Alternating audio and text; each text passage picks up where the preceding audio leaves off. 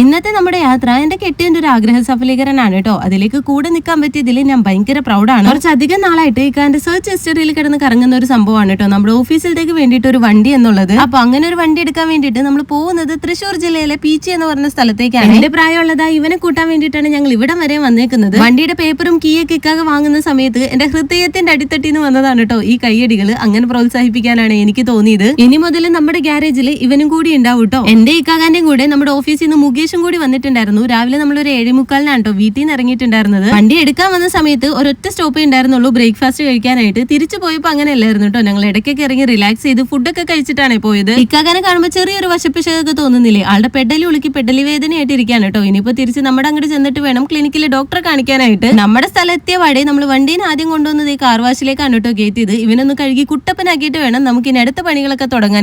ഇവനൊന്ന് കുളിച്ചു വരുമ്പോഴേക്കും ഇക്കാകാനെ കൊണ്ടുപോയി ഒന്ന് ഇഞ്ചക്ഷൻ വെച്ചിട്ട് വരട്ടെ കേട്ടോ. ബൈ.